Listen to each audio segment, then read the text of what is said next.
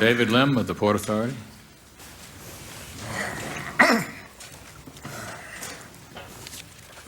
I would first like to say that was one of the most moving statements I've ever heard, and makes what I have to say, I guess, pale in comparison. I would like to thank the Commission, Governor Kane, for allowing me to speak before you today in regards to my personal experience on 9/11. As Mr. Weiser said, if what I can tell you will help you in any way, find the cause, prevent the future happening of any event such as this, speaking from a police officer's point of view, it will be greatly appreciated. I saw a great number of my brethren, 37 Port Authority police officers, were killed that day. The Port Authority Police only has 1,100 police officers at that time. And therein lies my responsibility, the same as Mr. Weiser's. I have to speak now for those who can no longer speak. I guess that's where it lies heaviest for me. These men and women, like myself, were just doing our jobs that day. Something we do every day. And only recently, I guess, it's appreciated, unfortunately, through our great loss. Some would ask why the Port Authority Police was in the World Trade Center, with the exception probably of Governor Kane, of course. The Port Authority Police are in the World Trade Center because the Port Authority of New York and New Jersey built the World Trade Center. They built it back in the 70s. And from the first time they dug the first hole, there was a Port Authority police officer present to provide security for that area. When I first became a police officer, it was back in 1980, I'll be perfectly honest, I didn't know a lot about the Port Authority Police. I wanted to be a police officer. I wanted to serve the public. So I learned. I learned that the Port Authority Police, responsible for most of the public transportation facilities in the bi-state area, which of course includes tunnels, bridges, airports, areas which obviously need security, but post 9/11 have now become the most highlighted areas in this area, in this theater of terrorism. But I digress. I wanted to say a lot of things today about the Port Authority, but I think I said enough about that. And I'm going to tell you about what happened to me that day. When I tell you this, I want you to remember, what I tell you is not the story of just David Lim. It's the story of every police officer, firefighter, EMS, civilians that were helping out that day. As the Governor Pataki said to you earlier, it was a day that we all came together. Everybody pulled together to help everybody else. And you'll understand that as I tell my story. I myself have been a Port Authority police officer for 23 years. The greater part of that at the World Trade Center Command until I got into the K-9 unit, and doing that for the last 6 years. And that's where my story begins. I was working on 9/11, like I do every day, with my partner Cirrus, my explosive detector K-9, checking trucks coming into the World Trade Center. This was considered vital considering what happened in 93. We did this every day with a great feeling that we were accomplishing a very necessary job. The Trade Center itself, I can speak to the security. We had Delta barriers and all kinds of security situations set up to prevent future terrorist attacks after 93.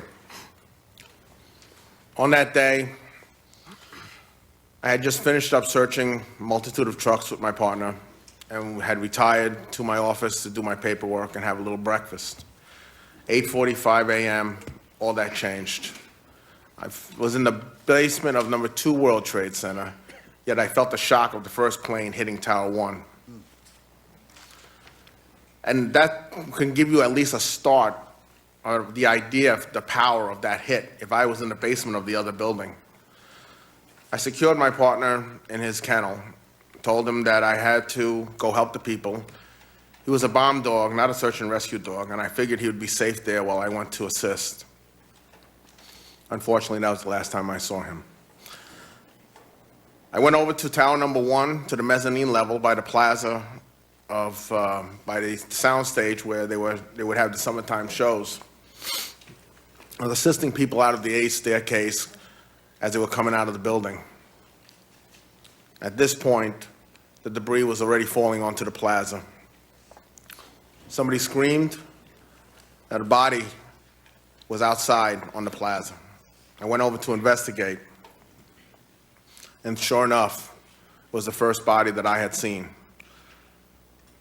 It's not something that I'm going to describe here. There's no point. It's just something that I'll never forget for the rest of my life. Here as a police officer, at that point, I guess 21 and a half years, was what I thought was the most important thing. I had a body, a DOA, I had a lot of procedures to follow, and I went to call in on the radio, and just as I did that, another body fell about 10 feet away from that one. And all of a sudden, what I thought was the most important thing to take care of was this body became inconsequential in the fact that obviously things would get a lot worse than this one body that I had seen. I took it upon myself at that point to start heading up into the building to assist before people would start jumping out of the building. I started going up the stairs, and I saw a lot of frightened faces. People were asking me what was going on. At that point, I had already heard about the airplane, but I had lowered my radio to prevent people from getting too scared. I kept on going up, telling people to keep going down, down is good. I remember running into people, similar to Mr. Weiser, that were burned, asking for help. What I did was I assigned those people to people that were healthy to help get them down. I felt the greater good was for me to get to a higher point to try to assist those people upstairs. I got to the 27th floor, and I saw a man in a wheelchair waiting with his friend. I remember this because it's very important. I went up to him, and he said he was waiting for the crowd to clear and that he would go down. Coming up another staircase, the B staircase, was the fire department, who said that they would take care of the gentleman and that if I wanted to proceed up. Well, I went into the staircase that they came out of, and as you'll hear, it was very important. As I went into that staircase, there were more people coming down. There were some clogs, but people, generally, they were calm and they were not too frightened at this point. It was still rather early, but they were going down orderly. I got up to the 44th floor of Tower 1, the sky lobby. I had made that my goal based on the fact that there are express elevators that are situated on that floor, and my fear was that people coming from the middle floors would get onto those elevators and try to take a quicker way down. I've learned from my training in ESU that an elevator is probably not one of the better places to be, and I apologize for that. You know, it's just, you didn't know, obviously, you know, at the time. You know, I'm talking about post emergency. And sure enough, just as I was starting to get the people down, I felt another collision, and on the left side, looking out the window, I saw this rain of fire coming down, and it blew out the windows on the 44th floor. Fortunately, I was right in the middle. I was not burned, but I was knocked to the ground by the concussion. I grabbed whatever people I had left, and at this point, as you say, I knew we were under attack. I thought it was an accident. There's no reason to think otherwise at that point. A horrible accident, something we actually had trained for, I remember, in the 80s in case something like that would happen. But as I started going down and taking the people with me, I could see the fear in their eyes growing. The building now was starting to shake, and it was not as stable as, in other words, it was not very stable. I'll just leave it at that.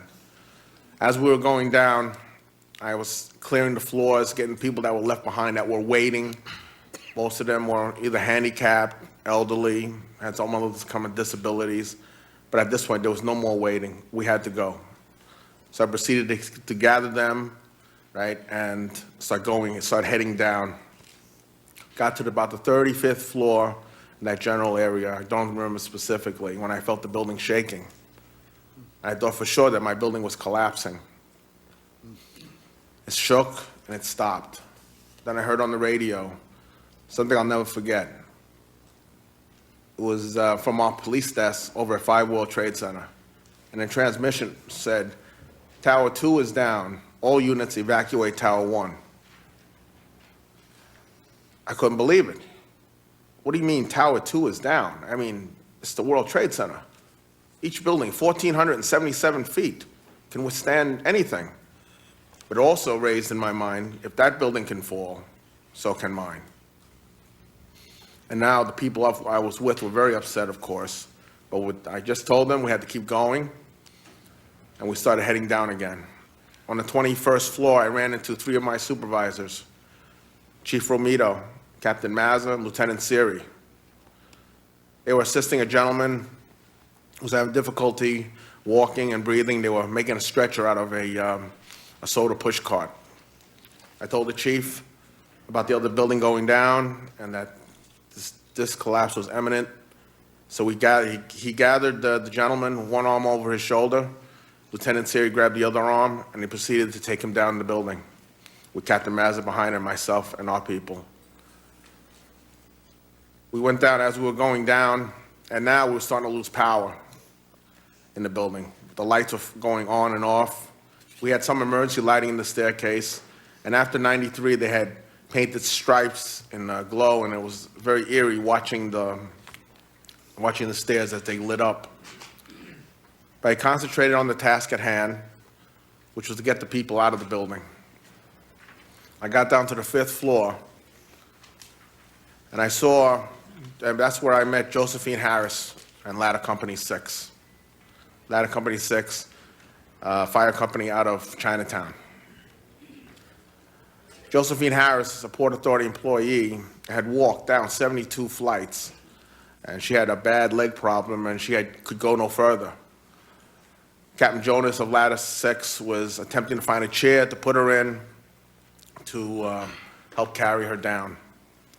I told the captain it was too late, and following my chief's lead, I grabbed Josephine by one arm. Firefighter Tommy Falco grabbed the other arm with Billy Butler right behind us, and we started going down. I remember my captain, Captain Mazza, telling me to leave and let the fire department handle that and to go with her. And I just said, I'm helping out, just go ahead. Well, one more flight down was as far as we got. And the building started coming down. I knew that was it because the other building was already gone. The memory of that is very sharp in my mind. It's something I'll never forget. People always ask me, of course, but I knew it was coming down, and all I could think of was, well, if I can protect Josephine from the debris. So me and Tommy were covering her, and it started coming, and you could feel the wind of pushing down as they were compressing through the building. You could hear the sound. It was like an onrushing locomotive or an avalanche, right? You could almost hear the sound of the floors pancaking on top of each other as they were collapsing. As we all know, they collapsed straight down. Actually, one of the firefighters, Matty, actually blew right by us as he went down. I didn't even know that until afterwards. And it just kept coming and coming. And I guess my final thoughts were about my family. I thought about my wife, my kids. Excuse me. I hope they would think well of me for what I did.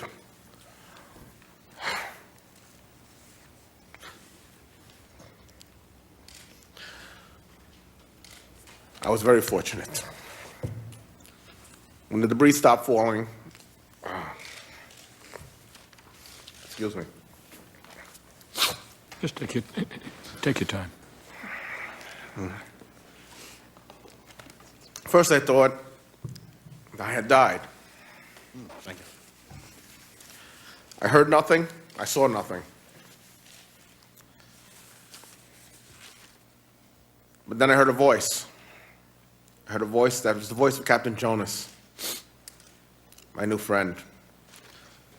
The voice was, "Who's here?" And I heard firemen that were still in the stairwell with us, shouting out their names, companies. I remember saying, "Lim, Port Authority Police." We couldn't see each other. It was totally black. We couldn't breathe. We had to try to breathe through our shirts. But we were in fairly good shape. We were alive. And we were very grateful for that. I hooked up with Captain Jonas and the men of Ladder 6, and there are other 5 companies below us, of course. There was a total of 12 firefighters, Josephine, and myself in that stairwell. And for 5 hours, we fought to get out of there. When I say we fought as a team. There were times, you may have heard in New York, of how firefighters and police officers sometimes don't get along. Well, we changed all that. Between their actions and my expertise, after working almost 20 years in the building, right, we did manage eventually to work our way out. We also managed to get a hold of our families. I was fortunate enough to have a couple of cell phones, and we managed to get through to let them know that we were okay. And that was probably one of the hardest moments for me. I was trying to explain to my wife that I might not get out of there. But she's strong, good cop's wife. She understood. I was doing my job. We ended up going up to get out through the 6th floor top of the staircase. We had started smelling jet fuel in the staircase, unburned jet fuel, and the fear of fire had caused us to work even harder to get out. We saw a light over the 6th floor staircase, and our first thought that the floor had power on it and that was virtually, or at least partially intact, and we could make our stand there. We felt we would be there for a lot longer than 5 hours. As it turns out, as that light got brighter, it turned out to be the sun. We were virtually standing on top of what was left of the World Trade Center. When I say that, you have to picture a straw and a pancake. We were in that straw. By all the engineers and everybody else that tried to figure this out, there's no reason why I should be sitting here talking to you right now.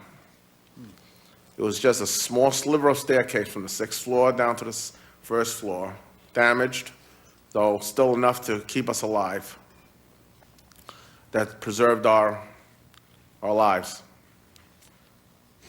We finally got through on the radio to Ladder Company 43. And they managed to come and throw us ropes. We managed to climb down onto the debris field in order to exit. They sent 2 of their officers to stand by with Josephine for a basket in order to carry her out.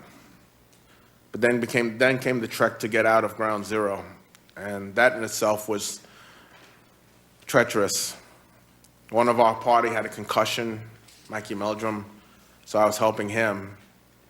The field was still on fire. There were things that we saw that, like I said, there's no need to repeat. So we attempted to exit actually through, ironically enough, the U.S. Customs House over at 6 World Trade Center. But then we saw fire, and we heard what we thought was gunfire. And I guess in my moment of stress, I thought we were under attack, and these guys had landed on the beach. And all I could think of was, well, I got 46 rounds. I'll take them. But as it turns out, it was just ammunition going off. But we still couldn't go out that way. We ended up going out by One World Trade Center, exiting on West Street. Finally got out, I believe it was around 3:30 or so.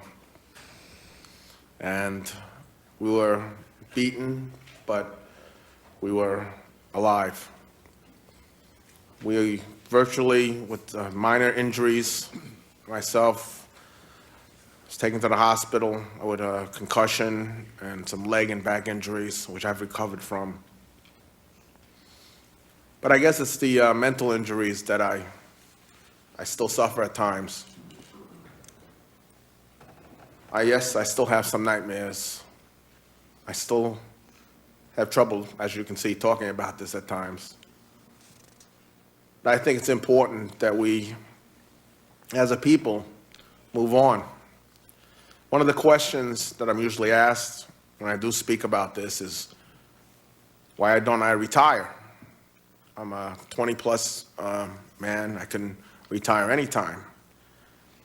And my answer is that I'll retire at a time of my choosing, not at the choosing of some knucklehead from Afghanistan.